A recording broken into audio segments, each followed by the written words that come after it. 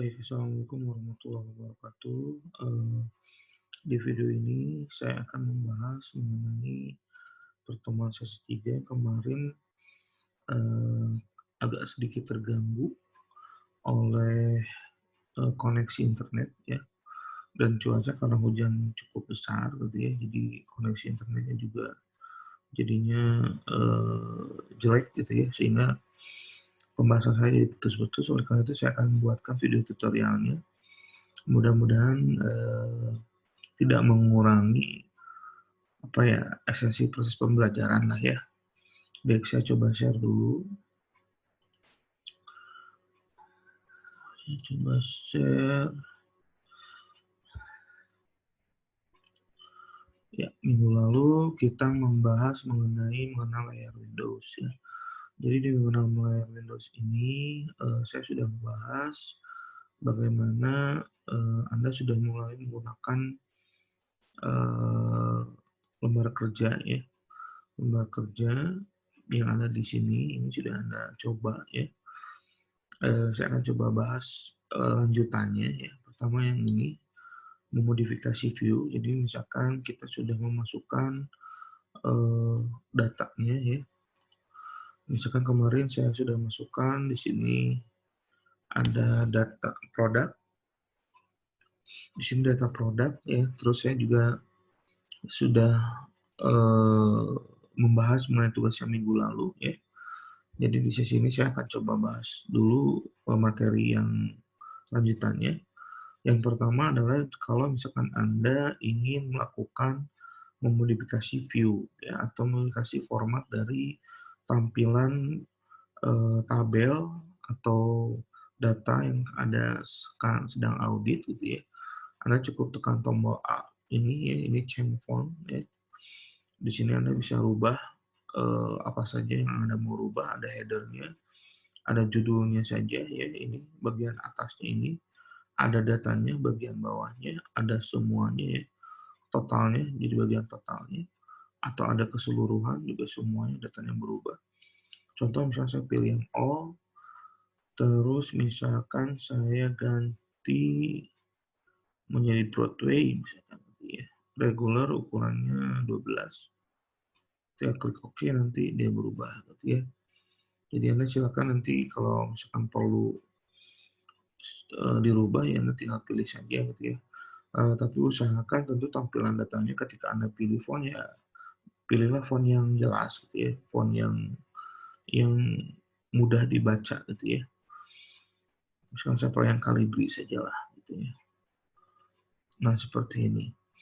Itu yang pertama. Yang kedua, yang bisa Anda lakukan berikutnya adalah memindahkan kolom, merubah judul kolom ya. Jadi kolom yang ada di sini ini semuanya Anda bisa rubah ya. Jadi ketika Anda klik, nanti di sini akan aktif ya.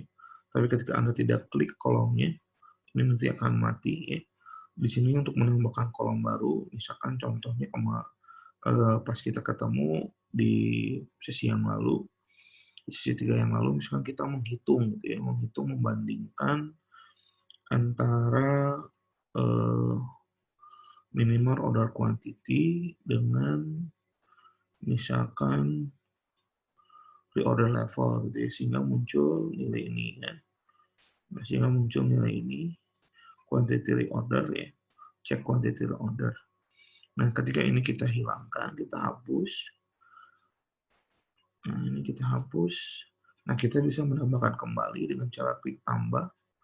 Di sini tinggal kita cari check quantity reorder. Tinggal pilih panahnya, terus kita klik OK, nanti dia muncul kembali gitu ya. Kemudian Anda juga bisa merubah namanya, misalkan modify kolomnya gitu ya. Anda bisa rubah namanya, misalkan ganti namanya dengan apa gitu ya. Terus formatnya pun bisa Anda pilih gitu ya. Jadi kalau misalkan Anda butuh merubah nama kolom, Anda bisa lakukan dengan cara mengklik di bagian sini. Di sini ada edit modify kolom, Anda tinggal klik saja, nanti Anda bisa merubah. Dan yang ketiga juga Anda bisa remove ya. Jadi kalau remove itu bisa dari sini. Bisa juga dengan sini gitu ya. sama saja gitu ya. Jadi Anda klik terus Anda remove bisa gitu ya, jadi sama saja. Kemudian juga Anda bisa membuatkan grafik ya, dari data yang kita punya. Misalkan saya mau ngambil reorder level misalkan datanya. Saya klik saja grafiknya, nanti akan muncul seperti ini gitu ya. Jadi misalkan ini untuk data reorder level ya. Jadi untuk ada yang grafik 45 ini di rank ya. Memang kalau seperti ini grafiknya bisa dimodifikasi sebenarnya, nanti Anda format datanya mau apa saja yang dirubah ya, ini bisa Anda rubah nantinya gitu ya. Kalau mau di-clear nanti disilakan semua gitu ya. Atau misalkan kita mau bandingkan datanya dengan yang lain misalkan. Misalkan kita bandingkan list price dengan reorder gitu ya. Terus diklik, nah ini reorder levelnya dibandingkan dengan data list price gitu ya. Caranya seperti itu. Kemudian yang selanjutnya adalah Anda juga bisa, ini menghapus kolom sudah ya, membuat ekspresi juga sudah saya bahas ketika kita ketemu minggu lalu ya. Nah selanjutnya adalah ini juga sudah. Selanjutnya adalah mengenal window logs. Window logs ini pada dasarnya merupakan jejak dari audit kita. Ya. Jadi apa yang kita kerjakan di dalam ACL ya, dalam proses pemeriksaan data yang kita lakukan itu semua akan terekam di Windows Log. Cara membukanya Anda cukup pilih dari Windows. Di sini ada Open Command Log. Ya.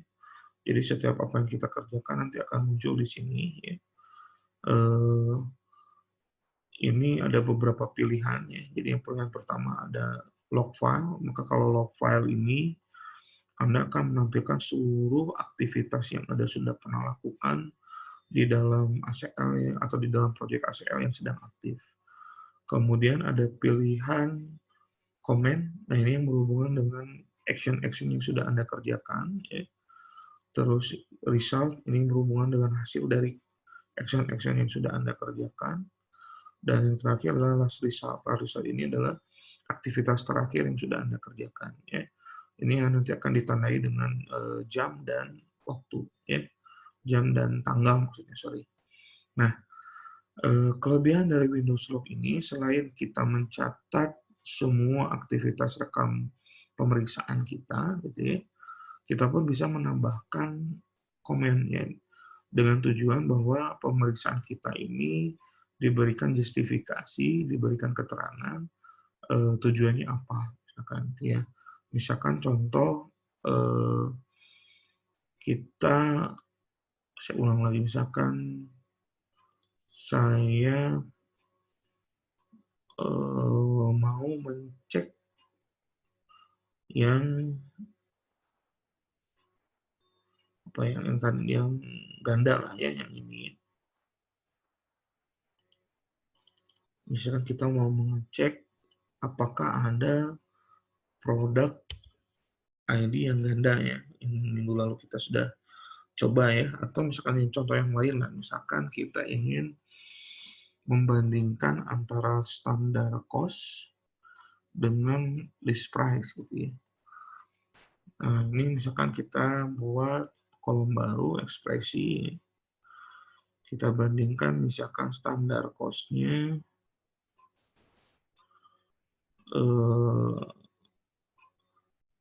apakah dikurangi list price misalkan ya,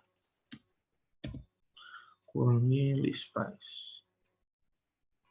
Misalkan kita ingin cek biaya selisih pembiayaan, selisih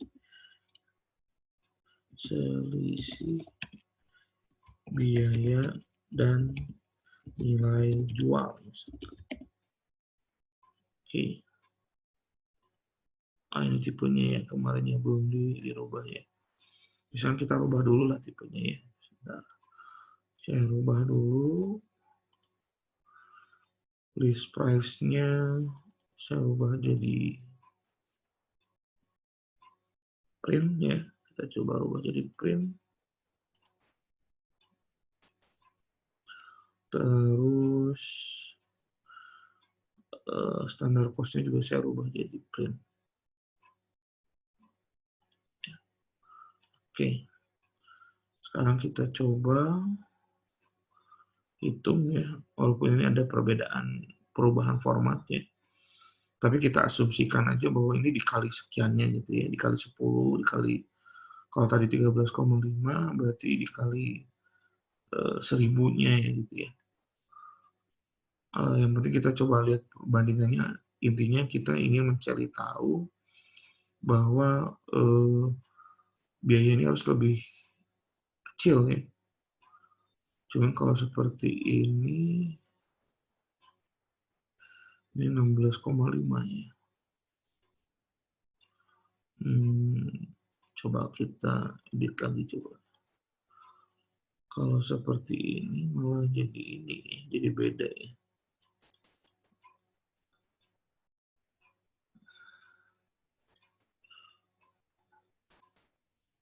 Kita coba dengan numerik ya. Formatnya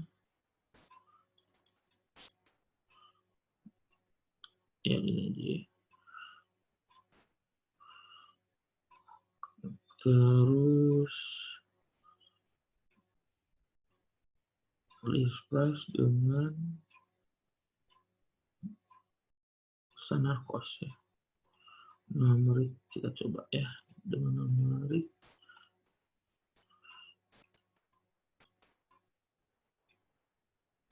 Oh, tetap ini jadi ya, berarti ini ada kekeliruan dalam data ya, dalam penyajian data ya, karena ini jadinya berubah seperti ini ya.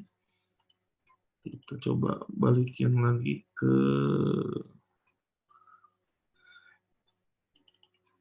ASCII.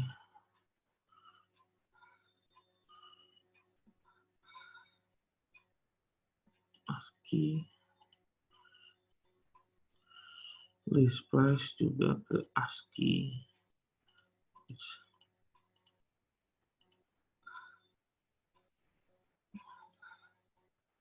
Ya berarti penyajian datanya ada yang salah nih ya. Nah, misalkan kita sudah melakukan perubahan-perubahan tadi ya, kita mencoba membuat rumus, terus kita mencoba merubah tipe datanya, seharusnya ini akan terekam di command log ya. Akan terekam di command log, modifikasi,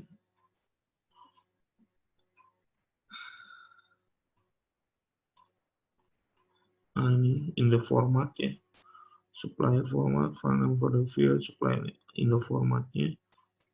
Berarti kita bisa tambahkan misalkan bahwa ada kesalahan dalam penyajian data untuk list price dan apa tadi ya, list price dan standar cost gitu ya. Nah, kita ingin menambahkan justifikasi bahwa Anda sudah, misalkan saya sudah melakukan pemeriksaan untuk membandingkan antara standar cost dengan list price, namun yang terjadi adalah bahwa tipe datanya ini salah, sehingga kita tidak bisa menghitungnya ya. Kemudian yang kedua, kita juga sudah mencoba untuk merubah tipe datanya. Yang terjadi adalah berubah nilainya ya, sehingga nilainya tidak aktual lagi ya, dan itu tidak bisa dilanjutkan untuk perbandingan ya, karena nanti jadi salah ya. Jadi yang tadinya ini lebih kecil jadinya lebih besar. Nah, oleh karena itu kita bisa juga menjustifikasi tindakan kita seperti tadi ya, dengan cara menambahkan komen ya. Anda tinggal pilih dari sini ya, terus pilih komen, terus kita tambahkan sudah dilakukan, misalkan lakukan pemeriksaan terhadap data standar cost dan list price.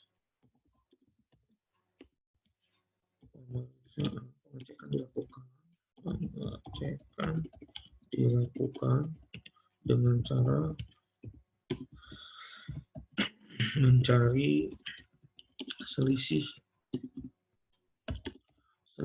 antara standard cost dan list price dengan asumsi nilai list price harus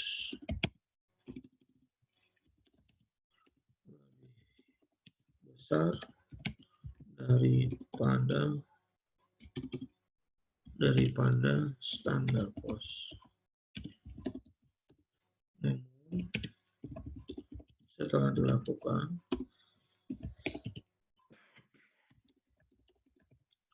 ada kesalahan dalam penyajian data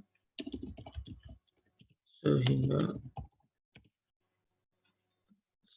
perhitungan selisih tidak dapat dilakukan.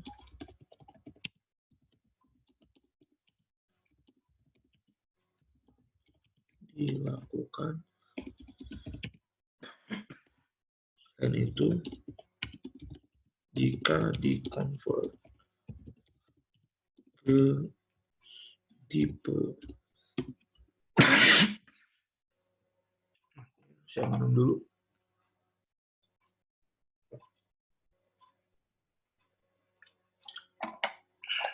Jika di-convert ke tipe data numeric, maka nilai menjadi berubah dan tidak relevan dan tidak relevan. Perlu dikonfirmasi ke bagian IT atau MIS, gitu ya. Jadi kita perlu mengkonfirmasi ini ke bagian IT, MIS selaku pengolah datanya ya. Kita klik OK, nanti komen ini akan masuk ya, sehingga apa yang sudah kita lakukan ini akan tercatat ya di comment log. Jadi setiap pemeriksaan yang kita kerjakan sebaiknya ya setelah Anda mengerjakan pemeriksaan tersebut, mencoba melakukan pemeriksaan tersebut, kemudian Anda melakukan justifikasi atau keterangan gitu ya, bahwa pemeriksaan itu tujuannya apa, sehingga nanti bisa dilakukan konfirmasi ataupun bisa dilakukan tindakan selanjutnya apa yang harus diperlukan gitu ya. Nah, fungsi dari log ini adalah merekam semua aktivitas kita yang kita lakukan di dalam ACL. Nah, kelebihan berikutnya adalah jika suatu saat misalkan gitu ya comment log ini ada yang menghapus gitu ya, entah sengaja ataupun tidak disengaja, maka kelebihannya adalah ini akan terlihat bahwa ada jejak yang terhapus. Misalkan contoh, saya mau menghapus ini misalkan, bagian ini saya ingin hapus gitu ya. Bagian mencari duplikat data ini yang saya hapus gitu. Agar orang tidak tahu bahwa ada duplikat data di data produk tersebut misalkan. Ini saya clear, saya pilih misalkan clear selection, oke. Nah, yang terjadi adalah ketika dihapus nanti akan muncul keterangan ya. Muncul keterangan bahwa a rank of the log has been deleted ya. Jadi dikasih tahu bahwa log yang kita buka sekarang ini sudah dimodifikasi dan sudah ada yang menghapus log tersebut gitu ya. Sehingga ketika nanti dikonfirmasi kenapa tidak dilakukan pemeriksaan tersebut, nah kalau memang itu tidak ada yang menghapus, kita bisa bilang bahwa ini ada seseorang yang melakukan penghapusan gitu terhadap log yang sudah kita kerjakan. Nah, kelebihannya itu, jadi log ini memang bisa dihapus ya, kita bisa menghapus mana saja yang mau kita hapus, cuman setiap kita menghapus itu akan selalu muncul seperti ini ya. Jadi memberitahukan bahwa ada beberapa data yang dihapus gitu, sehingga bisa diketahui kalau misalkan ada perubahan-perubahan yang terjadi di dalam comment log itu sendiri gitu. Itu kelebihannya seperti itu. Dan setiap aktivitas ini tidak ada yang akan terlewat gitu ya, jadi semuanya terekam di sini gitu ya. Kelebihannya itu. Itu untuk penjelasan mengenai dari Windows Lock ya. Jadi Windows Lock itu kelebihannya dari sisi situ. Nah, untuk komennya ini tadi sudah saya bahas ya. Terus selanjutnya adalah misalkan juga penghapusan juga sudah saya bahas. Kemudian, nah berikutnya adalah mencetak log. Nah, log yang sudah kita buat ini bisa kita print ya. Kita print, kemudian log ini sebagai laporan audit, laporan audit gitu. Laporan audit yang sudah kita kerjakan misalnya untuk superintendent kita, misalnya atasan kita gitu ya. Gitu. Jadi misalkan kalau misalnya kita diminta apa saja sih audit yang sudah Anda lakukan gitu ya. Terus pemeriksaan apa sih yang sudah Anda kerjakan. Nah, Anda bisa mencetak log ini ke dalam file yang lain gitu ya. Nah, caranya seperti apa gitu ya? Caranya Anda tinggal di sini ada menunya ya. Jadi tinggal file, pilih print documentation. Jadi Anda tinggal pilih file, pilih print documentation, terus Anda tinggal cek list lognya, terus tinggal Anda print saja gitu ya. Nanti printnya tergantung Anda mau print kemana. Kebetulan saya di sini saya printnya ke PDF ya. Nanti misalkan saya beri nama di sininya hasil pemeriksaan file produk, misalkan produk produk misalkan. Save. Nah, nanti hasilnya akan tersimpan di folder yang sama ya. Jadi Anda tinggal buka saja di folder yang sama. Nah, ini akan muncul ya di sini. Nah, hasil pemeriksaan file produk. Jadi lognya nanti akan tersimpan ya. Semua aktivitas yang kita sudah kerjakan akan tersimpan. Sehingga ini bisa kita berikan bahwa kita sudah melakukan pemeriksaan apa saja gitu ya di ACL tersebut untuk file produk yang sedang kita analisis. Kemudian berikutnya saya akan coba membahas untuk kasus yang lain, misalnya untuk proses filtering ya. Jadi di dalam ACL pun kadang kita membutuhkan untuk memfilter gitu ya. Nah, memfilter ini agar filternya bisa terekam lagi dan bisa digunakan berkali-kali, kita bisa memberi nama atau membuat filter, mensimpan filternya sehingga filter tersebut nanti bisa kita gunakan berkali-kali, tidak hanya sekali filter saja. Nah, sebagai contoh, misalkan di sini saya menggunakan var.fill ya. Saya akan coba masukkan dulu datanya ya. Tinggal saya pilih dari select data saja. This, saya pilih ar.fill. Nah,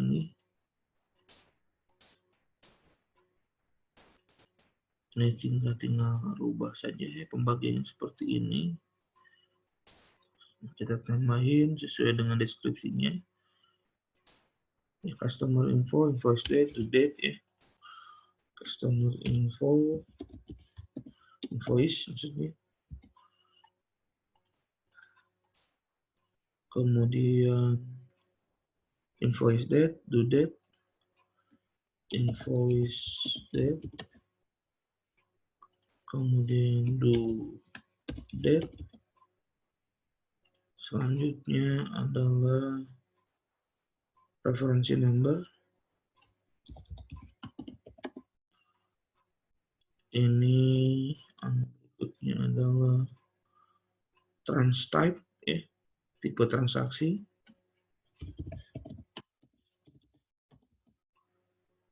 Dan yang terakhir adalah trans amount ya. Trans amount, nilai transaksi. Oke, next.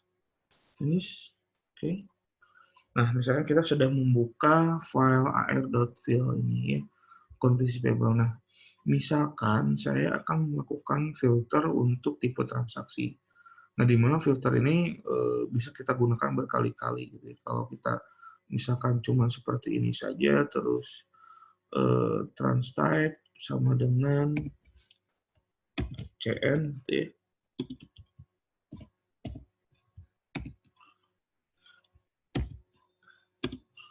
Oke. ini muncul ya. Tapi ketika nanti di clear ya, filternya di clear, ya kita harus bikin lagi kan gitu ya. Nah, biar tidak repot gitu ya, tidak harus bikin berulang-ulang, maka kita bisa save filter tersebut ya. Kita bisa save, misalkan kita akan membuat filter untuk tipe transaksi ini dibagi-bagi menjadi CN, IN, dan TR dan PM misalkan gitu ya. Nah, ini caranya makanya sederhana saja ya. Anda tinggal pilih edit view filter, terus Anda tinggal pilih trans type sama dengan CN, kemudian Anda beri save di sininya red CN gitu ya. Oke, ini sudah muncul. Kemudian kita bikin lagi trans type berikutnya adalah kita remove filternya dulu ya. Kita bikin lagi yang untuk yang IN sama dengan IN, kita beri nama IN. Oke, remove lagi filternya, kita bikin untuk TR sama dengan TR, kita beri nama lagi TR. Oke, dan terakhir kita ingin untuk filter yang PM.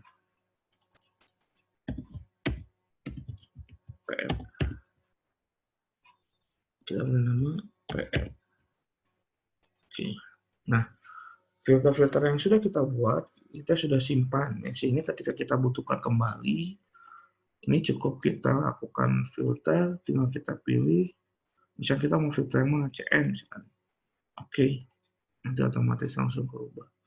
Oke, jadi kita tidak perlu lagi bikin lagi rumus lagi gitu, rumus filternya lagi gitu. Jadi cukup kita save, kemudian kita gunakan, tinggal klik OK, dan nanti akan otomatis terfilter sesuai dengan filter yang sudah kita buat gitu ya. Jadi jika datanya banyak, terus misalkan kadang kita misalnya anggaplah ada sebuah laporan keuangan atau sebuah ujian apa chart of account gitu yang terdiri dari banyak akun, terus tiba-tiba Anda diminta untuk melakukan pengelompokan gitu ya, pengelompokan misalkan untuk hartanya saja, untuk kewajibannya saja, nah Anda bisa lakukan filter-filter tadi gitu ya.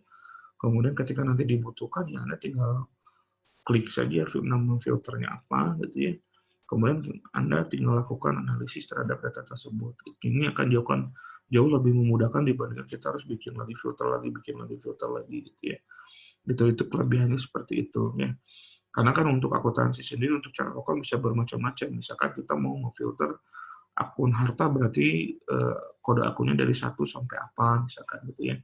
Setelah terfilter ya kita save misalnya ini akun harta.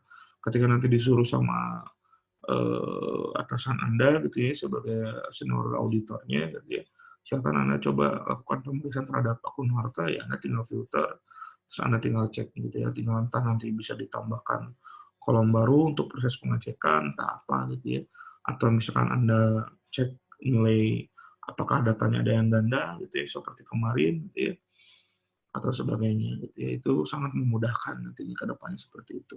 Nah, itu untuk proses filter dan merekam filternya, sehingga nanti filter-filter yang kita buat bisa kita gunakan kembali ya. Kemudian dari kasus ini saya minta Anda mencoba latihan kasus yang berikut ini. Nah, latihan kasusnya kita ambil dari kasus kecil ini, contohnya adalah Yakes Telekom merupakan perusahaan di bawah PT Telkom ya. Proses bisnis yang dilakukan oleh Yakes Telkom adalah menangani pembayaran restitusi. Maksudnya restitusi ini adalah reimburse ya, reimburse untuk kesehatan ya. Tugas kalian adalah melakukan pengecekan terhadap data kas kecil yang dinilai dari kepatuhan terhadap aturan perusahaan. Jadi auditnya jenis audit compliance ya. Kemudian juga Anda juga diminta untuk melakukan pengecekan melakukan pengecekan terhadap penelitian, keakuratan dan kelengkapan data yang disajikan oleh bagian akuntansi ya. Atau mungkin kalau nggak bagian akuntansi, mungkin di perusahaan biasanya kalau kas kecil dipegang oleh bagian bendahara biasanya.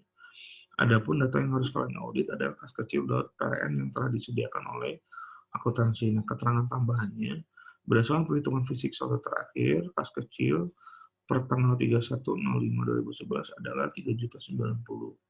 Menurut kebijakan perusahaan, transaksi yang dicatat sebagai penerimaan dan pengeluaran kas kecil tidak boleh lebih dari 500 ya. Nah, langkah pertamanya Anda harus mendefinisikannya terlebih dahulu untuk data kas kecil PLN dengan ketentuan seperti ini.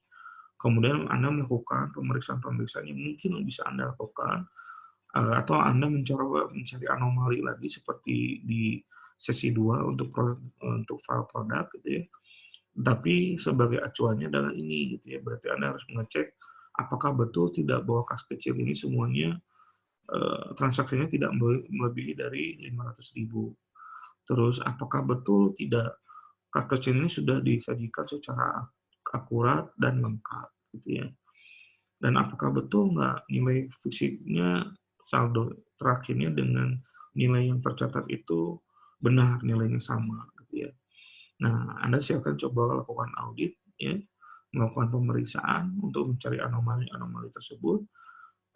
Dengan langkah pertama adalah mendefinisikan ya ini, saya akan contohkan ya. Kemudian sebagai alat bantu gitu, bukan alat bantu, sebagai petunjuk gitu ya, Anda bisa melihat comment log yang sudah dibuatkan di sini ya. Ini bukan contoh lah, ini sebagai petunjuk apa saja yang perlu dilakukan di pemeriksaan yang harus dilakukan di kas kecil ini. Nah, setiap pemeriksaan atau setiap tindakan atau aktivitas Anda yang Anda kerjakan di file kas kecil ini, Anda harus sertai dengan komen ya. Jadi Anda jelaskan, misalkan contoh Anda misalkan ingin mengecek jumlahnya misalkan gitu ya. Betul nggak 3.090.000 misalkan ya. Kemudian Anda sudah melakukan pengecekan, nah Anda berikan di komennya bahwa sudah dilakukan pemeriksaan terhadap catatan kas kecil per tanggal 31.05.2011 itu sesuai dengan perhitungan fisiknya, yaitu sebesar sekian gitu, dengan komen. Jadi ini saya akan contohkan satu lah misalkan ya. Misalnya saya akan mencontohkan yang ini lah gitu ya. Saya coba langkah awalnya, misalkan saya bikin project baru ya. Jadi Anda silakan bikin project baru saja ya. Ini misalnya saya bikin new project. Ini saya bikin misalkan nama projectnya adalah NPM, nama kelas ya, kas kecil ya, kelas kas kecil, nama projectnya juga sama ya, nama kelas kas kecil. Oke, kemudian saya ambil dulu data kas kecilnya ya.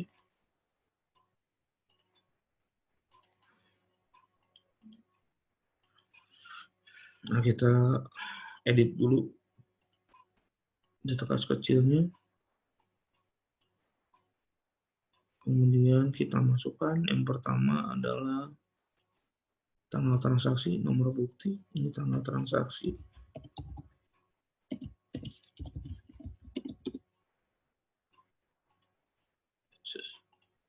Ini nomor bukti.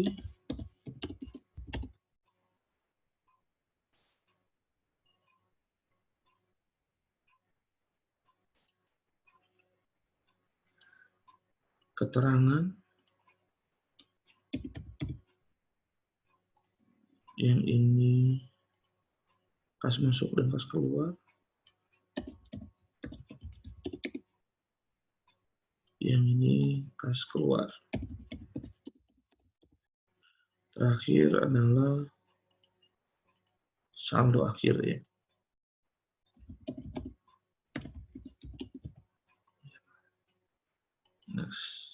Next. Nah, ya.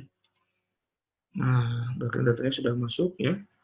Nah, sekarang misalkan saya mau memeriksa apakah betul tidak totalnya sama gitu ya. Nah, ini tinggal kita cek saja ya, misalkan di sininya 30900, nah di sini sudah muncul ya catatan terakhirnya ini ya, 30900 berarti sama ya. Nah, setelah Anda melakukan pemeriksaan ini ya, sudah Anda membuka file, Anda bisa langsung melihat ya betul nggak totalnya sama. Jadi kalau perlu Anda hitung lagi gitu ya, hitung kas masuknya berapa ya, totalkan kas keluarnya berapa. Nah, caranya gimana? Nah, sebenarnya langkah mudahnya adalah bisa Anda tinggal hitung aja di sini dan analyze, ini Anda tinggal total gitu ya. Ini 5 juta ya kas masuknya. Kemudian Anda buka lagi misalkan kas keluar, analyze total. Ini ya 2 juta ya. Nah, tinggal Anda hitung ya, tinggal Anda hitung ini tinggal Anda buka betul tidak, misalkan kalau misalkan total akhirnya adalah senilai dengan yang tercatat secara fisik ini ya, 3.090 sekian ya. Nah, Anda bisa menggunakan kalkulator atau apalah ya untuk alat bantu ya. Misalnya saya hitung 5677 dikurangi 2578, 3099 ini itu tidak, ternyata tidak sama ya, ternyata tidak sama. Nah, Anda bisa setelah Anda melakukan pemeriksaan ini, Anda tinggal tambahkan komen ya.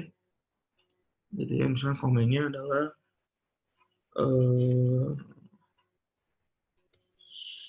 sudah dilakukan pengecekan terhadap nilai saldo akhir, ditemukan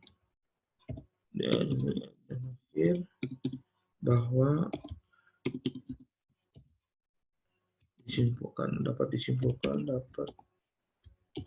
disimpulkan bahwa antara saldo akhir catatan dengan saldo fisik tidak sama dan memiliki selisih, berapa selisihnya? 3 juta, di sini yang di fisiknya 3.090, di sini 9.000 ya, berarti ada perbedaan selisih 9.000 ya. 9.000 sebesar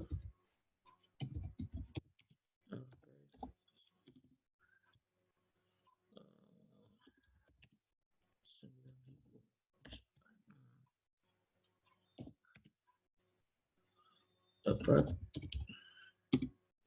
dilakukan pengecekan pada bukti fisik transaksi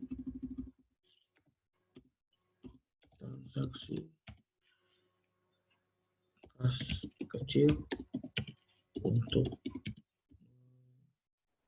memastikannya. Oke. Ya.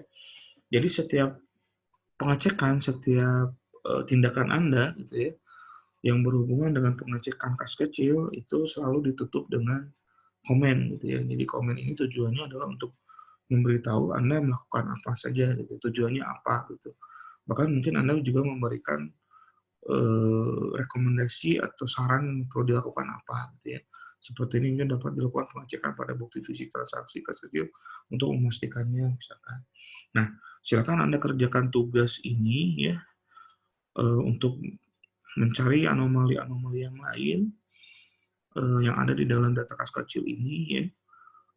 sebanyak mungkin yang bisa Anda temukan anomali-anomali tersebut. Dan ingat ya, setiap setiap Anda melakukan pemeriksaan selalu ditutup dengan komen ya. Anda melakukan pemeriksaan itu tujuannya apa, untuk mengetahui apa, kalau bisa juga Anda bisa merekomendasikannya untuk dilakukan apa, gitu ya. Nah, terus apa yang harus dikumpulkannya? Yang dikumpulkannya satu, Anda meng-capture ya, apa yang Anda kerjakan gitu ya, tahapan-tahapan apa yang Anda kerjakan. Contoh misalkan tadi saya bikin total gitu ya, Anda capture ya langkah-langkahnya, kemudian Anda juga kirim juga report dari command log-nya. Jadi ada dua file. Yang file pertama adalah capture langkah per langkah yang Anda kerjakan di ACL-nya. Yang kedua adalah command log dari apa yang sudah Anda kerjakan. Ya. Jadi dua file itu kemudian nanti dikirim. Ya. Dikirim, Anda silakan di WinRAR dulu. Misalkan nanti ada dua file di WinRAR, terus beri nama WinRAR-nya dengan nama npm, strip nama, strip kelas, kemudian Anda kirim ke e-learning ya, ke Inventar ya. Saya buatkan sekalian saja ya. Saya coba buatkan saja sekalian. Nah, nanti jawaban Anda yang berupa file PDF itu yang dua tadi, yang dua file itu, yang pertama adalah langkah-langkah yang Anda kerjakan, capturean langkah-langkah yang Anda kerjakan di ACL-nya. Yang kedua adalah command log yang sudah Anda buat ya. Jadi untuk command log-nya Anda cukup pakai print documentation seperti tadi saja ya. Print documentation, pilih log, terus print, tapi printnya nanti ke PDF saja gitu ya. Nanti akan muncul seperti tadi ya, seperti yang sudah saya buat di sini ya. Nah ini, nah jadi ada dua file. File pertama adalah file capturean Anda. Yang file kedua adalah ini. Kemudian dua file tersebut Anda nanti WinRAR dulu ya, biar mudah ketika dikirimnya ya. Misalkan Anda mau gabungkan ini gitu ya, di WinRAR dulu itu arsip, terus Anda beri nama WinRAR-nya adalah ini, Anda beri nama npm Anda, strip nama, strip class gitu ya. Kemudian kalau sudah di WinRAR, nah hasil WinRAR ini Anda kirimkan ya ke e-learning ya, ke Inventar ya, di sesi 3 ya. Saya akan buatkan sekalian sekarang. Di sesi 3 saya coba rubah dulu, aktifkan dulu editingnya. Nah ini ya, saya bikinkan assignment-nya di sini. Assignment.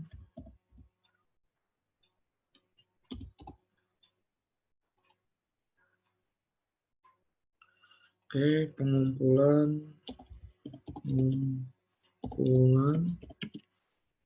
latihan sesi 3. Sesi 3 ACL. Nomor dosennya Trirandani ya. File yang dikumpulkan adalah file PDF. File PDF yang sudah digabung ya, berarti file WinRAR saja ya. File WinRAR yang berisi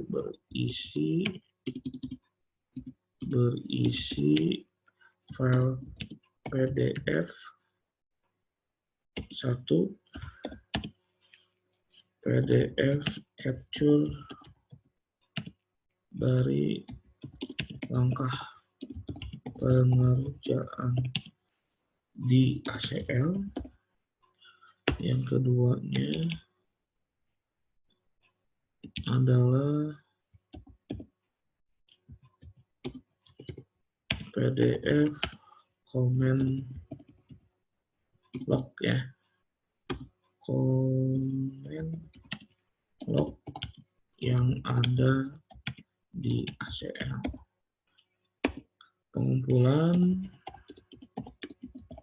paling lambat hari Rabu ya, hari Rabu Jadi hari Kamis kan kita ketemu lagi ya.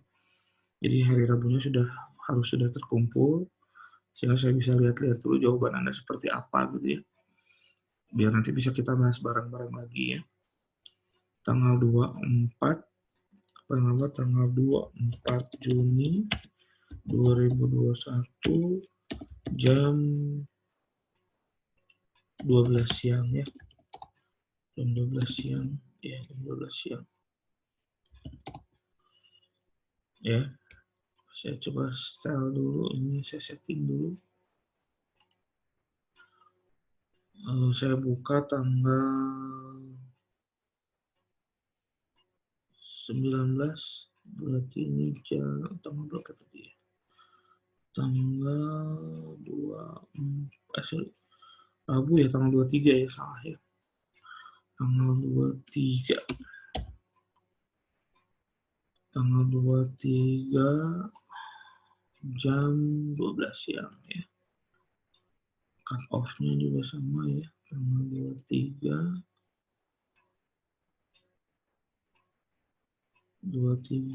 jam Juni ya, jam 12 siang. Oke. Ini saya buka tanggal 19 ya. Udah, tanggal 19 saya buka. Maksimal uploadnya udah 8. Oke. Oke ya. Save and return to the course. Nah, ini ya. Jadi silakan Anda, saya ini dulu biar biar kelihatan ya. Saya bold saja. Nah, gitu. Oke. Oke ya, jadi silakan Anda kerjakan tugasnya ya. Tidak perlu takut salah ya. Silakan Anda coba semampunya Anda ya. Karena buat saya sih yang penting Anda mengumpulkan dulu tepat waktu itu sudah cukup ya. Kalau nanti soal ada yang salah atau yang misalkan jawabannya masih ada yang kurang, buat saya sih nggak ada masalah. Namanya juga proses belajar ya, wajar kalau kita salah. Yang penting Anda mau mencoba mengeksplor ACL-nya, mau mencoba soal latihan yang saya buat sesuai dengan deadline yang saya minta gitu ya. Mudah-mudahan dengan latihan nanti Anda makin paham bagaimana menggunakan ACL dengan baik gitu ya.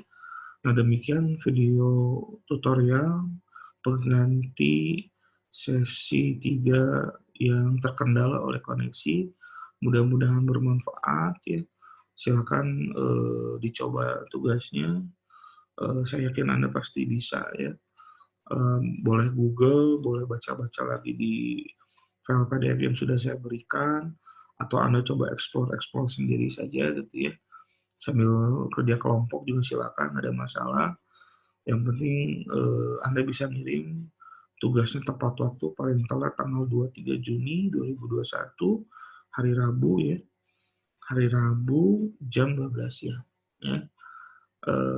Akhir kata, terima kasih sudah mau melihat video tutorialnya. Mudah-mudahan bermanfaat.